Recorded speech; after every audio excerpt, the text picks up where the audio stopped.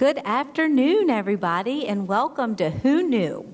It's so nice to be back on stage with Who Knew after a couple of months break here, and let me tell you, it's going to be worth the wait. So today, resident Bob Kluel will be interviewing resident Stan Higgins. Stan served our nation as a soldier during World War II, and among other things, he's going to tell us or share with us how his experience in the military led him to become a scientist and an educator.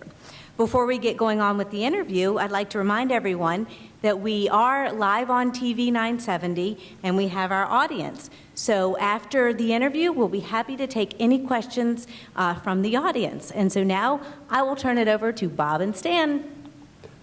Thank you, Whitney. It is wonderful to be back again with you, and I'm delighted today to be interviewing our guest, Dr. Stan Higgins.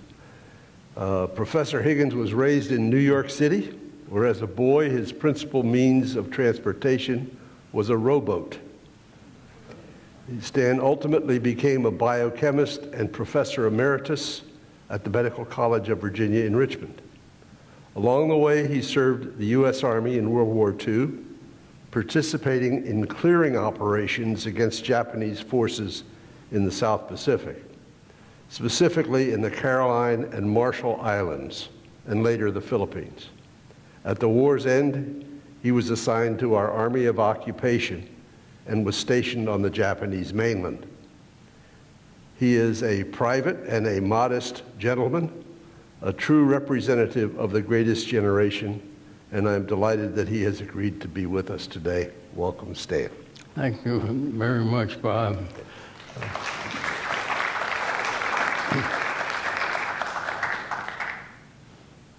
You were raised on the Bayside Beach in New York City.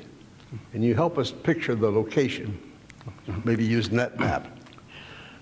My location is on that extended peninsula from the western end of Long Island, just across from the New York City boroughs of Queens and Brooklyn. Jamaica Bay is formed by the incursion of the Atlantic Ocean between those two points. I say that I was raised on the bay because literally our home was on a house on stilts attached to a pier into Jamaica Bay. Further, so it's the what color is that strip at the bottom? A kind of orange. The orange strip at the bottom of your map going from east to west on the west-hand end on the bay side where it's located. Right. Wonderful. You had an unusual family situation. Can you tell us about that? Yes, my father died when I was a year old, and my widowed grandfather took in my mother and my older brother and me into his house that I've just described on the bay.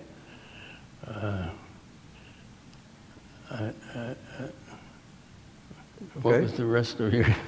Well, we go on from there.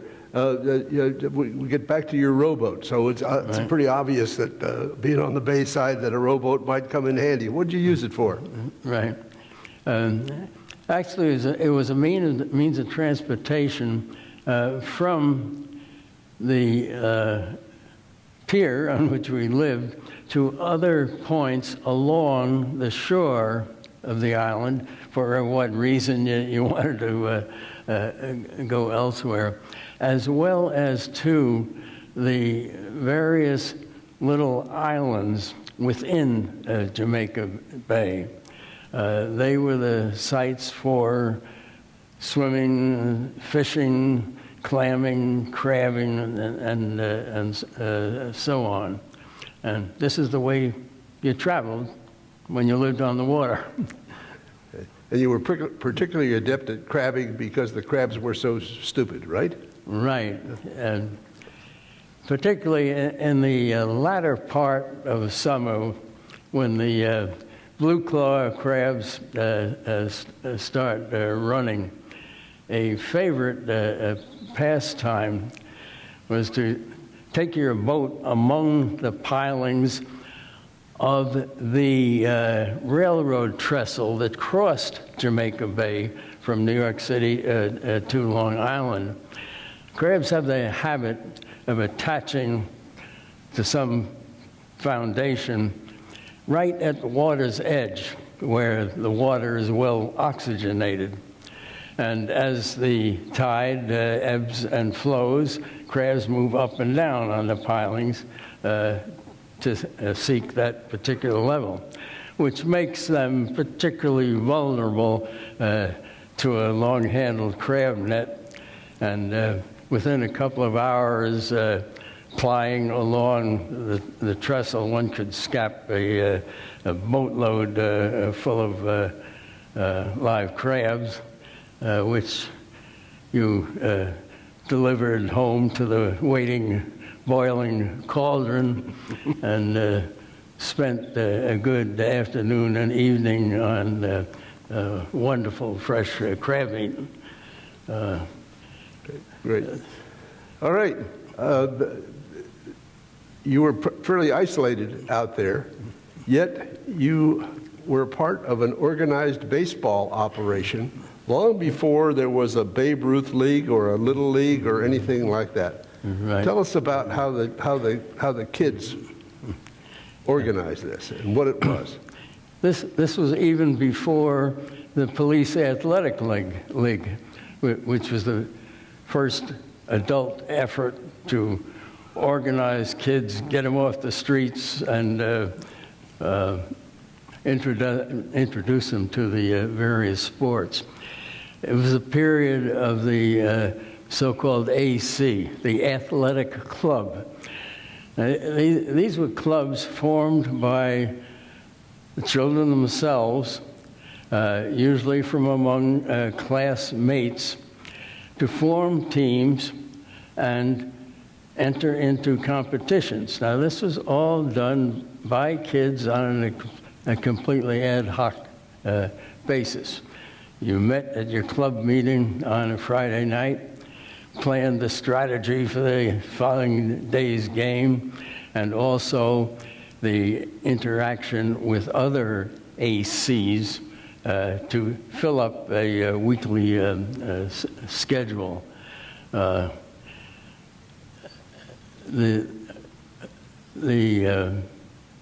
kids were each responsible for his own equipment, although equipment was augmented through the weekly dues of 25 cents and the passing of a hat during the game. Games which were particularly well attended by adults. And there were naturally local competitions that just spiced up the competition. Great. So rather than be run by the adults, you entertained the adults when you were a kid. That's the way it worked out. Well done. Having an older brother had some advantages for you. Tell us about one specific one. Well, and particularly,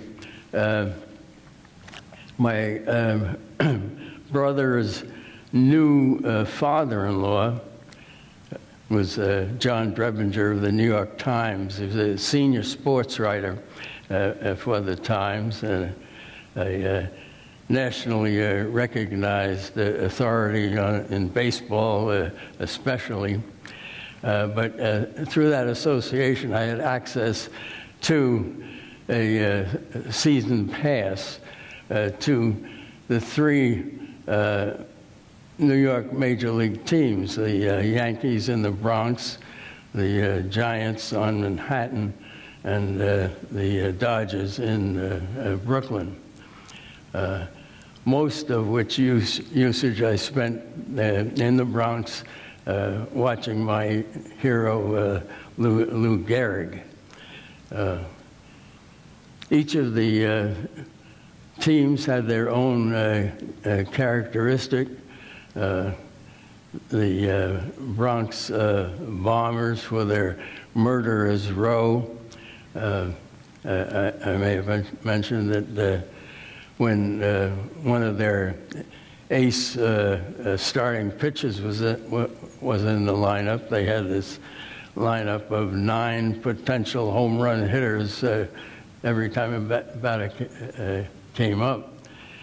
The Giants, playing at the Polo Grounds on Manhattan, were a more gentlemanly crew, but well respected for their Hall of Famers, like Carl Hubble with his left-handed screwball, and Mel Ott,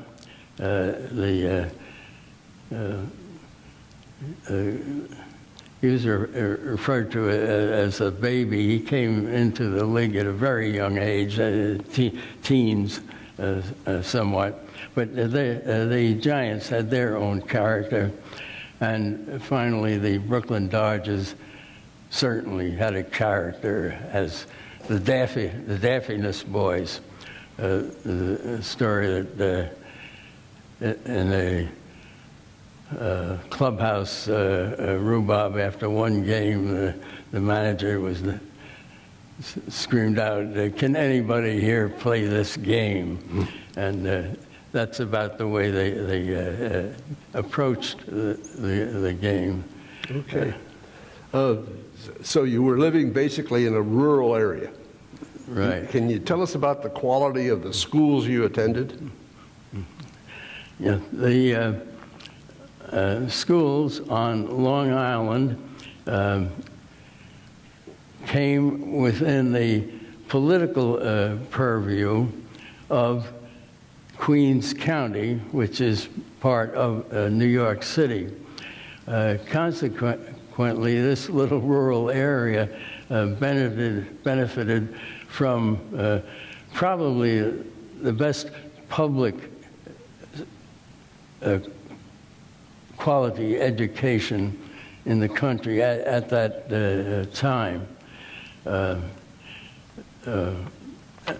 And we certainly benefited to a great degree from that. I well remember in grade school, my general science teacher was a well-read man.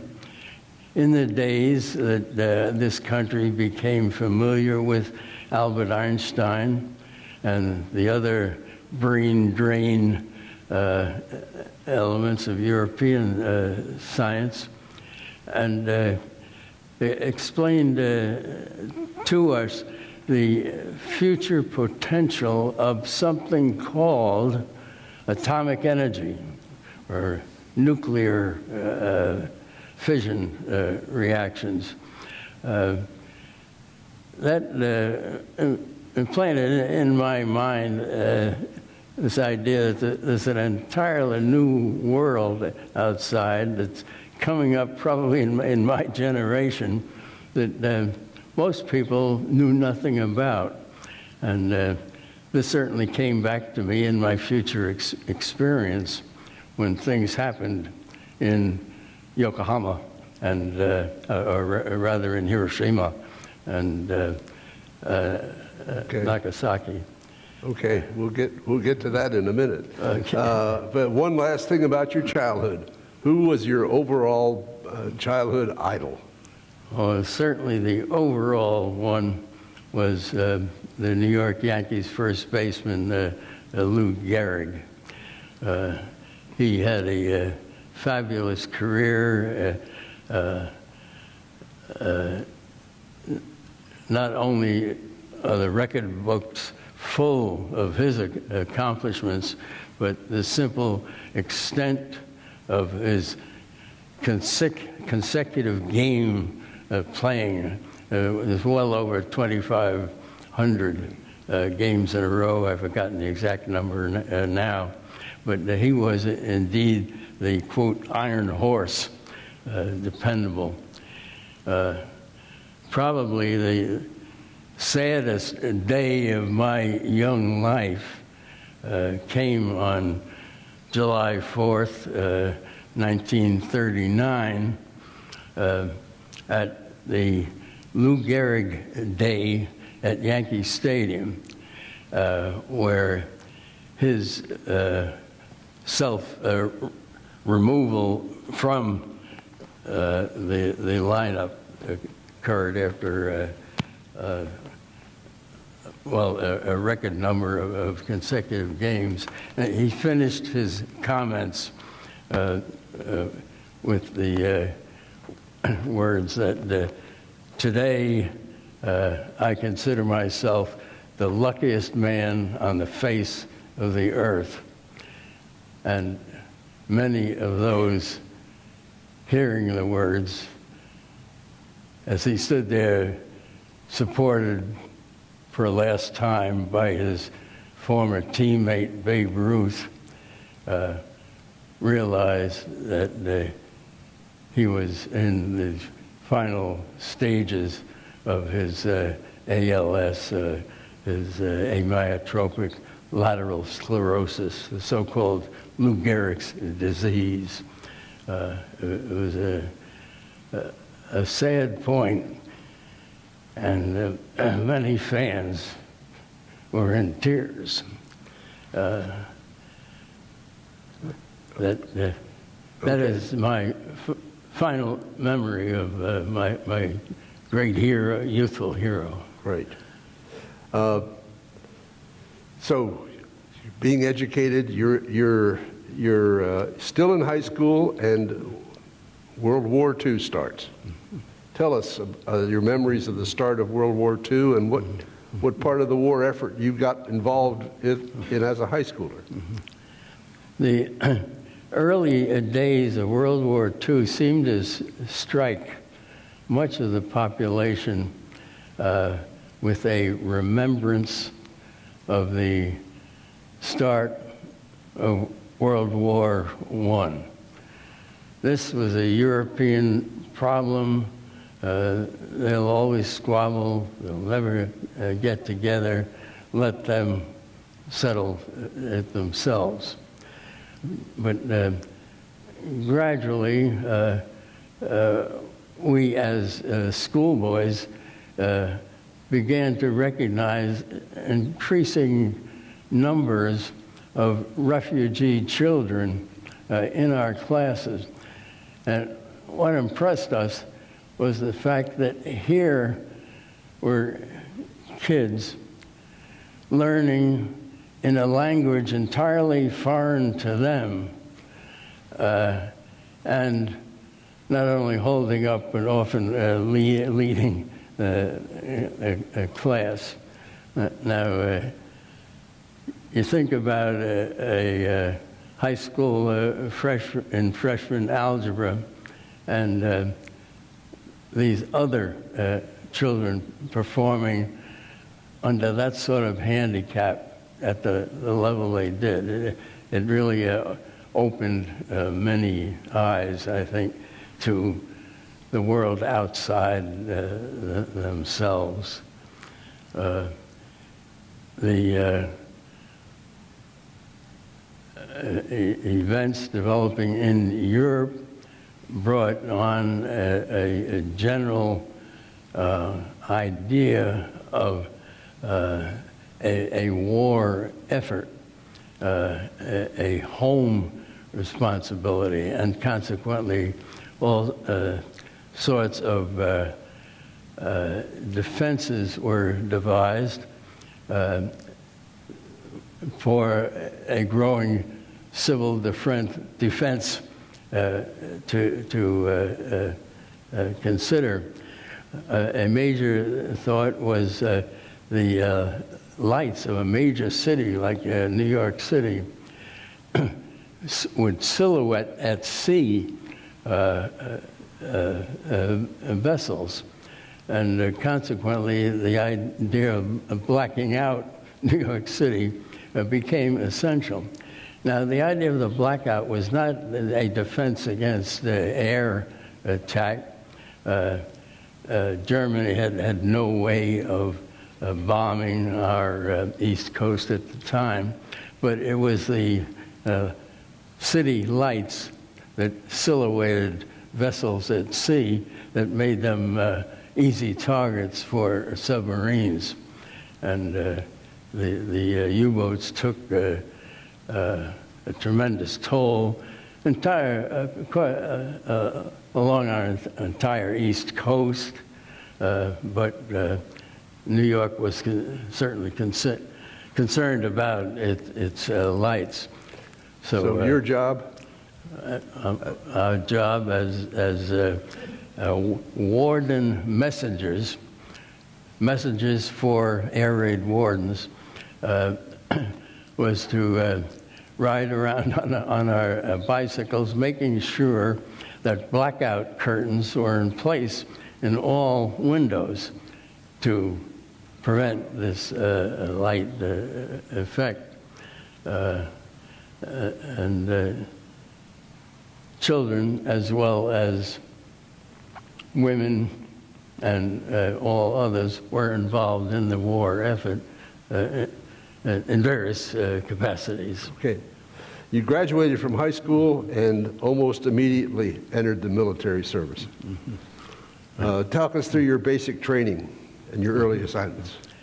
I was sent to basic training in the medical department, at the completion of which I was sent as a replacement to a short-lived Army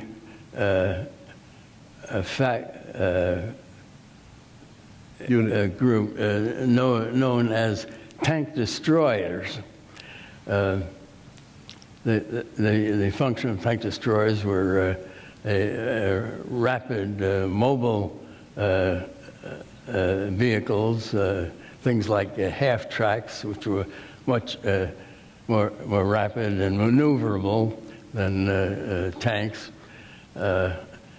And while with that unit was sent on detached service to the Lawson General Hospital in Atlanta, Georgia, for an accelerated program in medical laboratory technology. This condensed a 2-year program in something like 2 months, day and night, 7 days a week, and at the conclusion of which I returned to my tank destroyer outfit, which, yielding to government pressure for the need at that particular time for large numbers of tank crews to man these thousands of Sherman tanks being turned out in Detroit. Army, taking a direct approach, decided, well, a good way to provide all these crews suddenly will be to convert our tank destroyers into armored force units. Consequently, our tank destroyer unit, including medics as well as all other details, were sent for advanced armor training at Fort Knox, and at the conclusion of which we were sent as tank crew replacements to the Southwest Pacific Theater of Operation.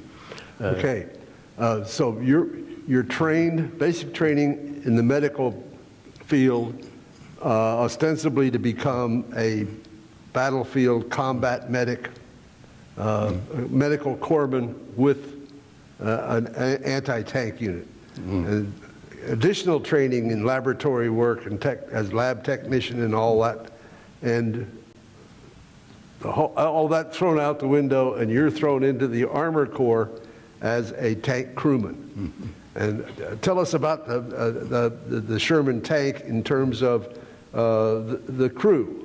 What was the crew on the Sherman tank like? What did they do? I would add just at the start, though, that experience in medicine was to have a profound effect on my future in life. But getting back to the tank,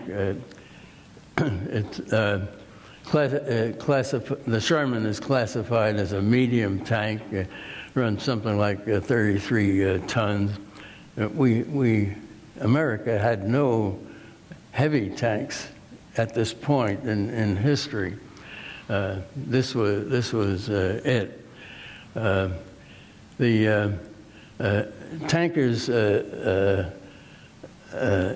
utilize a good deal of nautical terminology in describing its vehicle. The tank has a bow and stern, a port side and a starboard side. The crew consists of the tank commander, who will be either a lieutenant or a senior enlisted man, whose function it is to issue general directions as far as the driver and gunners are concerned. Orders to the gunner on the type of ammunition to load into the cannon, whether armor-piercing or high explosive. Directions to the gunner himself on picking up the target. The gun is mounted on the turret, which rotates to 360 degrees, and so on. In general, all fire and actions are directed through by way of the commander. In the bow of the vehicle, on the port side, is the driver under his hatch, and to his right is a bow gunner who has access of his manually controlled 30 caliber machine gun. The tank commander himself has a mounted 50 caliber machine gun, which his purpose is principally for low-flying or strafing aircraft. And a gunner and a loader for the main gun. The gunner has his own range finder, and after being directed by the commander to the target itself, he zeroes in on the target, and with the added information from his range finder, sets the gun. Okay, so you as a crew member could have any of four jobs then.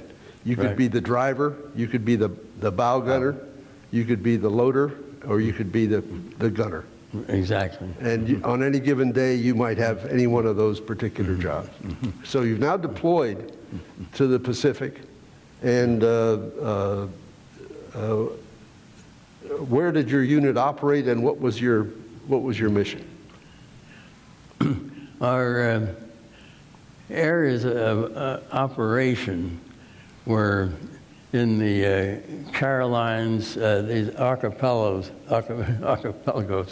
of the Caroline and Marshall Islands, and eventually into the Philippine islands themselves.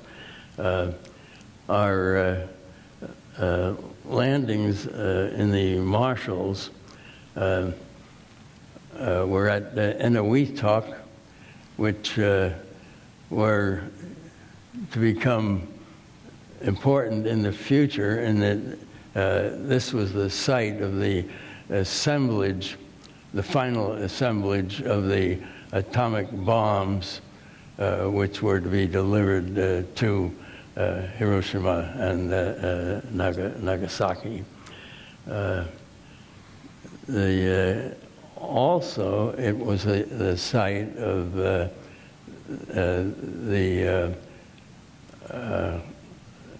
offloading of the later hydrogen bomb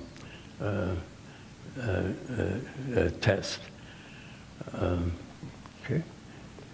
And those the testings, of course, went on Bikini Atoll and then Eniwetok Atoll, and I understand Bikini is still not inhabitable by humans at this particular point because it was blown pretty much to smithereens. Your operations in the Carolina and the Marshalls dealt with clearing operations, and when you moved on to the Philippines, you were basically with the same mission? Yes. Mm-hmm. It's often been said, at least by many, that military operations are characterized by weeks of utter boredom, separated by days of complete chaos. In actuality, most of our time in mop-up operations were the former category. Consequently, we got to know many natives of the islands we operated in. One I particularly remember and think of is Julio, a little Filipino boy who used to ride his Philippine water buffalo, a tremendous animal, the source of the labor power for the Philippines. He'd come riding on his caraboa, named Shakespeare, into our camp regularly. He had the approach of my vision of a Roman general on his white steed commanding victorious troops. He'd parade into our sight.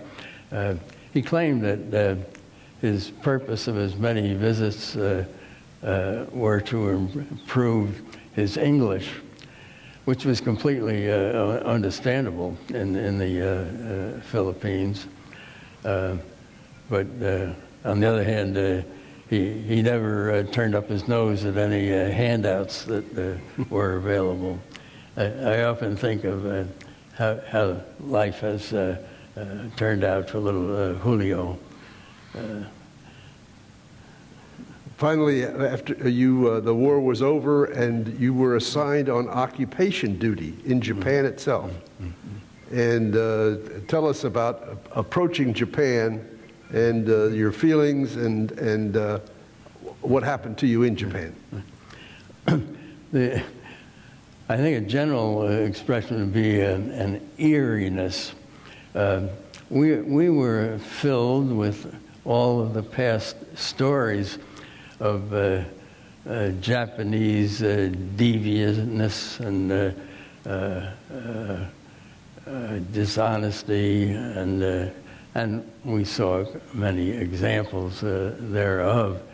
But here we were sailing up Tokyo Bay with countless shore batteries, barrels of which we could see trained, or at least seemingly trained on us as we proceeded, constantly wondering, well, what's the next step going to be? Well, the next step was we did make eventless landings, and my unit was, in particular, was assigned to a former girls' school in Yokohama. Our experience on our first night in Japan under these circumstances began with some sort of disturbance out in the hall of this school building that we were barracked in. And on opening a door, there was a vision of many flashlights on some sort of creature out in the hall. Now, under the glare of the lights, this was the exact picture of a mythical fire-breathing dragon that we all read about in our children's books. This creature would make halting movements up the hall until suddenly there was a burst of small arms fire, and suddenly the air was filled with a white powder. It looked like a snowstorm. And as reality has set in, we realized that what had happened was some enterprising GIs had gotten a mounted Komodo dragon from the school's Natural History Museum. The Komodo dragon is the world's largest lizard. They'll grow up to 10 feet in length, many hundreds of pounds. And with a rope, they had jerked this creature along the hall. And of course, its stuffing provided the avalanche that we eventually got. Well, that certainly broke the tension, and we weren't spooked by the environment of being within the evil empire any longer. So in Japan, you finally got back to your objective and your opening training that you received in the military, that is back into the medical field. Right. As a member of the 8th Army, the Army of MacArthur's Army of Occupation, my assignment was as a director of the clinical laboratory for the port of Yokohama. Yokohama was the international development of the Japanese empire. It had an international population, and we indeed were busy with the port's operation in the medical field. And as I say, this was the beginning of my experience in the medical department back at the basic training, coming back to setting in my mind the old expression that the man who enjoys his work or enjoys his job will never work again. And this proved to be the case in my case. So finally, having experienced what you were trained for, the war ended, you returned home, and were faced with your post-war life and some decision-making. Tell us about that. Right. Well, my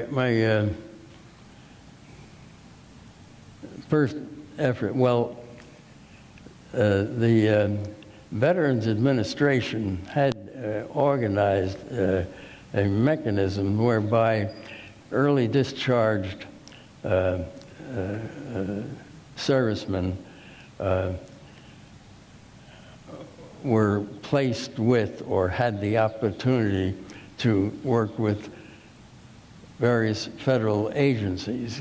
Consequently, I began working in medical laboratory work in a discharge station for naval personnel on Long Island. And this was followed by similar experience at Mitchell Air Force Base on Long Island. That's the site of Brookhaven National Laboratories today. But this brought me back into the thought of, or the preparation for a career in medical science. I made use of membership records of the National Science Foundation, National Institutes of Health, and other federal bodies, and recognized a particular educational pattern among these successful scientists. Almost without exception, these men commenced their college education, their baccalaureate, in small liberal arts colleges, followed by doctoral work in large universities. Consequently, I attended a liberal arts college in Western New York State, Alfred University, where I developed the abilities and records to win doctoral teaching and research fellowships at the graduate level. I chose the New York State College of Medicine at Syracuse, and wound up with my PhD from that institution. So out of that, you decided, based upon job opportunities that were available, to come to Richmond. Right. One, of course, attends national scientific meetings throughout all this, interviews representatives from various universities, and therefrom I chose the slot that I seemed best suited for. That proved to be the Medical College of Virginia, which offered an appointment at the assistant professor level for one in my position, which ordinarily would be a beginning instructor. That plus the department's faculty that I met at these meetings made my decision for me, and I came here then. Okay. For the next 36 years, you taught biochemistry to medical students, medical, dental, nursing, so forth, students at MCV. Mm-hmm. You can tell us why is knowledge of biochemistry so important to medical professionals? Well, the understanding of the disease process, whatever it may be, whatever its nature, involves the malfunction of a particular organ, system of organs, or the cells which constitute those organs. Everything that goes on within a living cell involves energy transfers. We imbibe our energy source in the foods that we eat. And what our cells do with those foods through digestion and absorption and chemical changes are all brought about within enzymes within those cells. And within the cells, there are small bodies we call mitochondria, whose function is to carry out the transformation of the energy in those foodstuffs to the energy necessary to the cell's life. In other words, if a neural cell has to produce electrical energy to propagate a nervous impulse, a muscle cell has to be able to contract, perform physical work in order to carry out its function, and so on for the different cells of the body. These transformations are best understood on a chemical basis, and it is within the mitochondria of the cells that these processes occur. These are all chemical events and form the very basic activities of health and disease. And we call this the chemical basis of life forms. Right. Stan, we're going to have to move quickly here.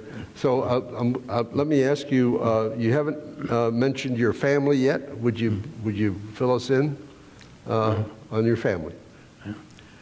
Well, my beloved Barbara was taken a year and a half ago.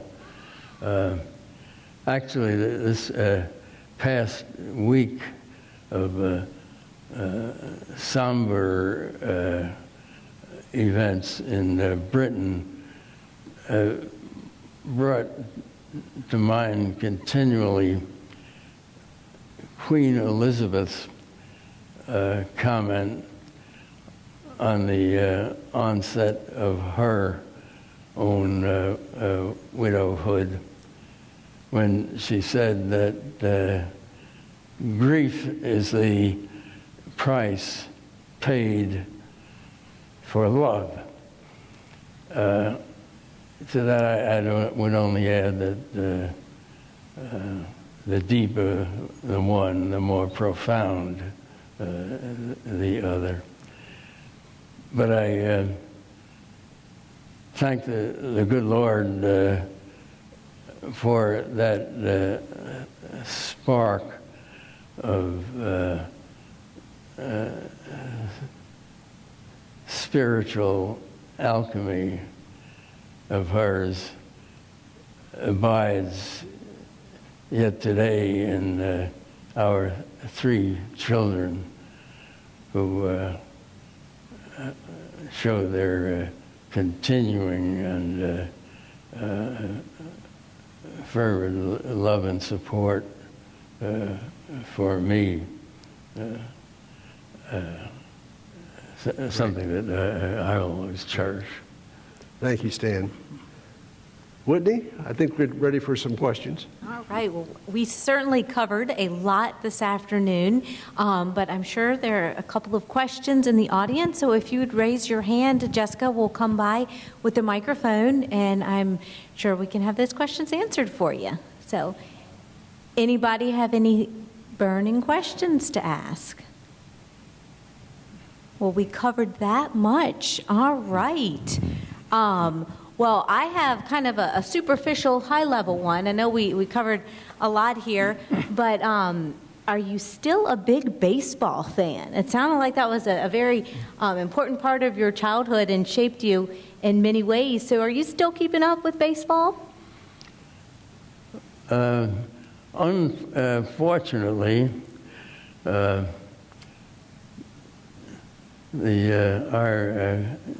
current television coverage here does not carry many of the events that I had been more familiar with, and it's made me really difficult to keep up with things. Certainly, I am severely depressed by the current status of the Richmond team and the Washington team. But I'm pretty much restricted to the newspaper coverage and in that area. Our local sports have changed a little bit, but glad you have the wonderful memories of sports from your childhood. But I know as we conclude this afternoon, if you all have any other questions that you're thinking about and you can catch Dr. Higgins afterwards, I'm sure he'd be happy to chat with you. I know you've had a very vivid life that you shared with us, but I know there's more to it. So thank you for that, and I'm going to turn it over to Bob to tell us about our next Who Knew. Yes, our next Who Knew will take place on Wednesday, October the 19th at 3 p.m. in this very location, where resident Susan Albert will interview resident Alberta Lindsay, who is a former newspaper reporter and editor. So mark your calendars, the 19th at 3 p.m. here or on Channel 970. Perfect. And before we leave, I would like to thank Dr. Higgins for your service to our country in so many ways. So thank you, and thank you for sharing your story with us today. Thank you.